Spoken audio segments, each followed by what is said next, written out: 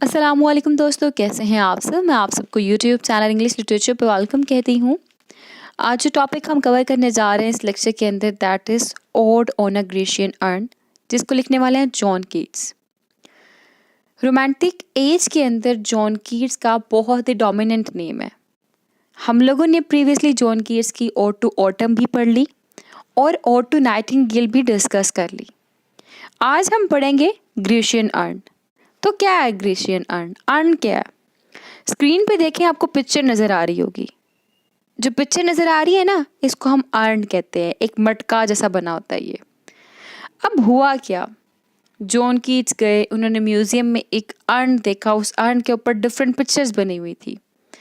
उस पिक्चर्स में क्या क्या था कि एक तरफ म्यूजिशियन जो थे वो म्यूज़िक बजा रहे थे, दूसरी तरफ एक अल्टर बनाया गया था, कुर्बान गाह बनाई हुई थी जहाँ पे कुर्बानी करने के लिए लेके जाया जा रहा था जानवर को। और उसी के अंदर हम लोगों ने लवर्स को भी देखा।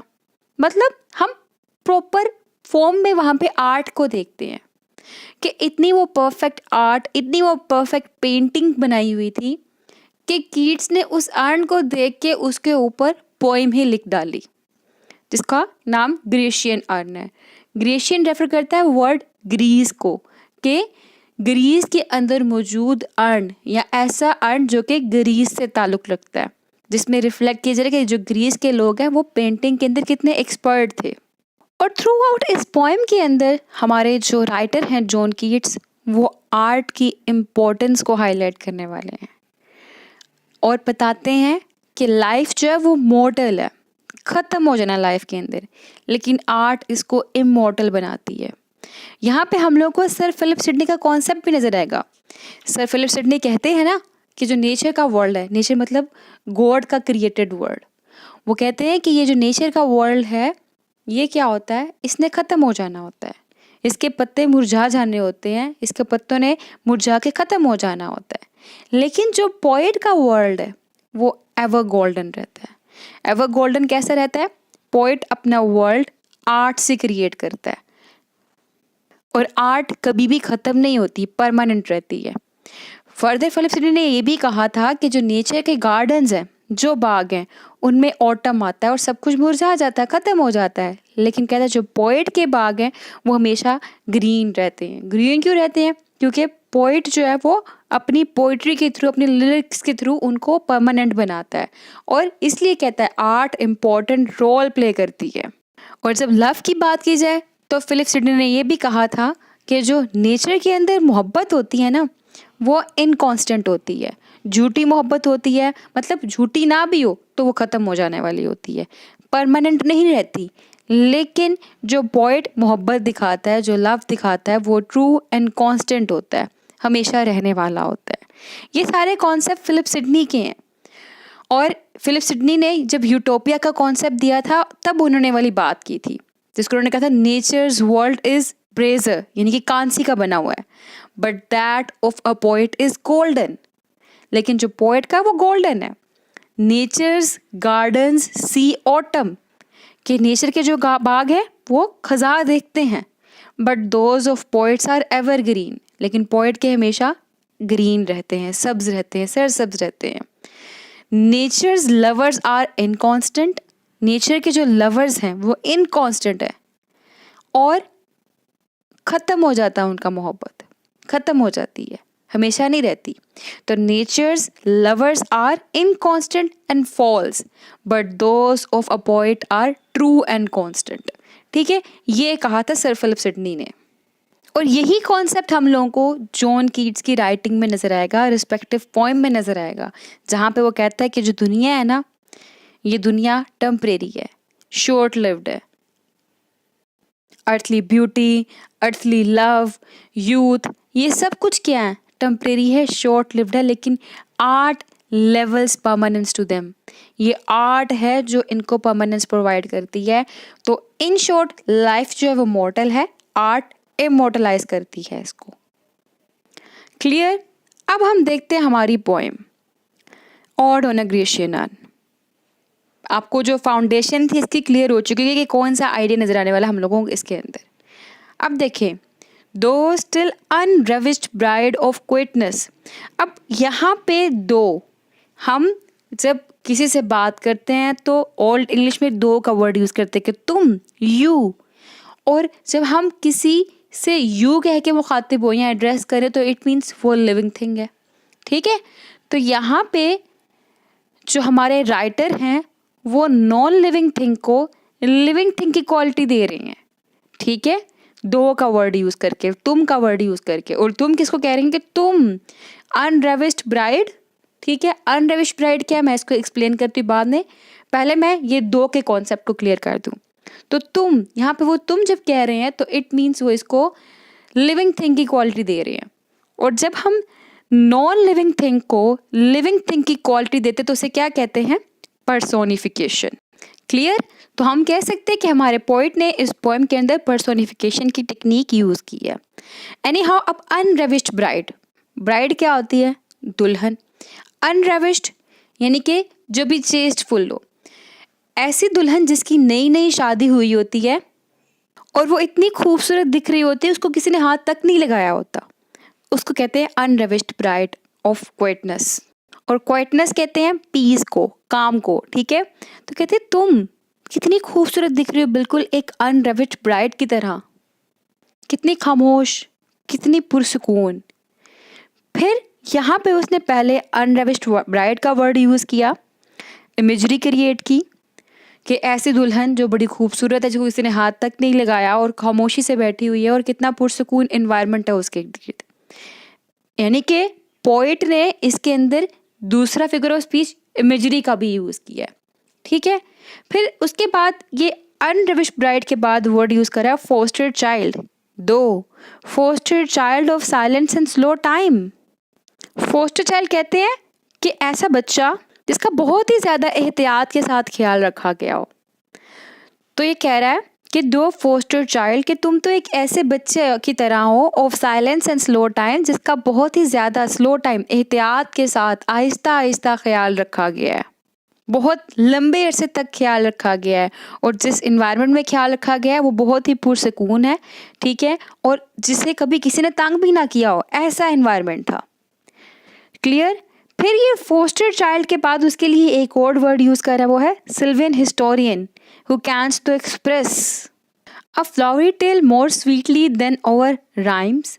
अब ये लाइन भी इम्पॉर्टेंट है। सिल्वियन हिस्टोरियन, सिल्वियन हिस्टोरियन किसे कहते हैं, सिल्वन कहते हैं वुड्स को, फॉरेस्ट को, और हिस्टोरियन जो कि हिस्ट्री बताता है, तारीख बताता है। अब यहाँ पे कहा गया कि अर्न जो है वो एक हिस्ट्री की तरह का है, जो कि जंगलों में रहने वाले लोग, ठीक है, और जो फॉरेस्ट में रहने वाले लोग थे उनके बारे में हिस्ट्री बता रहा है। जो सदियों से लोग चलते आ रहे हैं उनकी हिस्ट्री बता रहा है। और हिस्ट्री कैसे बता रहा है, अब हिस्ट्री जो है वो लैटिन वर्ड से ड्राइव किया गया, जिसका मतलब होता है स्टोरी या टेल सुनाना। तो कहता है ये जो लोग हैं ना, उनकी जो टेल है वो बताता है, उनकी हिस्ट्री बताता है। और वो हिस्ट्री किस तरह से बता रहा है, इसके ऊपर डिफरेंट पिक्चर्स बनी हुई हैं, उन पिक्चर्स के थ्रू ये हम लोगों को हिस्ट्री बता रहा है। और वो यहाँ पे वर्ड फ्लावरी यूज़ किया गया है, फॉर स्वीट यूज़ किया गया है। मतलब फ्लावरी मीन्स बहुत खूबसूरत सी। और फ्लावर कभी आपने देखा हो तो पत्ती के ऊपर पत्ती, पत्ती के ऊपर पत्ती लिपटी होती है ना, बड़ी कॉम्प्लिकेटेड होती है। ठीक है, उसके अंदर बहुत से इन्स और बहुत से आउट्स होते हैं। तो यहाँ पर यही बताया गया है कि जो उनकी फ्लावरी टेल्स है, जो इन्स एंड आउट से भरी होती है, जो कॉम्प्लेक्सिटी से भरी होती है, ये वो सारी की सारी स्टोरी बता रहा है हम लोग को अर्न। अर्न जो है यहाँ पे एक सिल्वियन हिस्ट्री और हिस्टोरियन की तरह का है, क्योंकि जो अर्न है वो एक पोइट से ज़्यादा अच्छी कहानी सुना देता है। यहाँ पे लिखा है ना, a flowery tale more sweetly than over rhyme. Poet जो है पोइट्री राइम की फॉर्म में करते हैं, पोइट जो है हिस्ट्री वो राइम की फॉर्म में बताते हैं। तो यहाँ पे कहते हैं कि हमारे राइम से ज़्यादा अच्छा अपनी स्टोरी को सुना रहा है। और ये किससे अपनी स्टोरी सुना रहा है, क्योंकि इस अर्न के ऊपर पिक्चर्स बने हैं, उन पिक्चर्स के थ्रू अपनी स्टोरी सुना रहा है। ठीक है, तो इसलिए यहाँ पे इसने इसको सिल्वियन हिस्टोरियन का वर्ड दिया, क्योंकि ये बहुत ही सदियों से पुराना पड़ा हुआ अर्न है, जो जिसको एक फोस्टर चाइल्ड कहा गया कि ये इतना पुराना है जिसकी बड़ी ध्यान से ख्याल रखा गया और अभी तक मौजूद है और सही सलामत हालत में है। इसको अनरेविश्ड ब्राइड कहा गया। क्लियर। तो हमने देखा स्टार्टिंग की लाइन में जो हमारा पोइट है वो डिफरेंट नेम से एड्रेस कर रहा है ग्रेशियन अर्न को। एक तो ये पर्सपेक्टिव हो गया। दूसरा पर्सपेक्टिव क्या है, वो कहते हैं इसके ऊपर पिक्चर्स बनी हुई हैं, वो पिक्चर्स की जो है ना जो उसके ऊपर पिक्चर्स बनी हुई हैं वो हम लोगों को बहुत ही ज़्यादा खूबसूरत फ्लावरी वे में स्टोरीज सुना रहा है। ठीक है, एक पॉइंट ये हो गया। दूसरा मैंने बता दिया फ्लावरीज जो है वो इन्स एंड आउट्स एंड कॉम्प्लेक्सिटीज़ को इंडिकेट कर रहा है। और तीसरा पॉइंट क्या है कि वो बहुत ही, जिस तरह फूल है, फूल के अंदर नेक्टर निकलता है मीठा सा। ठीक है, कहता है वो फूल के अंदर जो नेक्टर निकलता है ना, इसकी कहानी है वैसे ही मीठी कहानियाँ हैं। और अब इसने जब इसको कह दिया कि अर्न जो है वो एक स्टोरी टेलर है, अब देखते हैं कि अर्न हम लोग को कौन कौन सी कहानियाँ सुनाने वाला है। कहता है what leave fringed legend hounds about the shape of deities or mortals or of both in temp or the dales of Arcady. अब ये important lines again. कहता है what leaf prince legend hounds about the shape. क्योंकि अब इसने picture जो देखी हैं उनके बारे में हमें बताना है, तो बताने से पहले ये हैरान हो रहा है। कहते हैं किन के बारे में बताया गया है यहाँ पे, क्योंकि जिन लोगों के बारे में यहाँ पे कहानियाँ सुनाई गई हैं, टेल्स बताई गई हैं इस ग्रेशियन अर्न के ऊपर, हो सकता है वो लोग हज़ारों साल पहले मर चुके हों। लेकिन अब ये जो लोग यहाँ पे नज़र आ रहे हैं वो कौन है? और यहाँ पे टेम्प और आर्कडे का नेम यूज़ किया गया है। ये बेसिकली दोनों ही प्लेसेस के नेम है जो कि ग्रीस में थे और अपनी खूबसूरती की बेस पे बहुत ज़्यादा फेमस थे। ये पेस्टोरल एरियाज़ थे जहाँ पे दरख्त और जंगलात वगैरह हुआ करते थे, विलेज टाइप एरियाज़ थे। और कहते हैं ये तो लोग वहाँ पे रहा करते थे। कहते हैं व्हाट लीव्स फ्रिंज, अब लीव फ्रिंज यहाँ पे रेफर कर रहा है कि ऐसा इवेंट जो कि बहुत साल पहले हुआ हो। हाउंड्स मतलब खौफ दिला रहे हैं कि ये चीज़ें तो, ये लोग, ये जगह तो बहुत पहले एग्जिस्ट करती थी। तो ये अगर बहुत पहले एग्जिस्ट करती थी, हज़ारों साल पहले ख़त्म हो चुकी हुई थी, तो ये कौन चीज़ें हैं, ये कौन से लोग हैं जो हम लोग को अब नज़र आ रहे हैं इस अर्न के ऊपर? तो यहाँ पे हम लोगों को वो आइडिया जो मैंने बिल्कुल स्टार्ट में बताया था, सर फिलिप सिडनी का आइडिया नज़र आ रहा है कि जो नेचर है, जो वर्ल्ड है वो मॉर्टल है और आर्ट उसको इमोर्टलाइज करती है। क्लियर?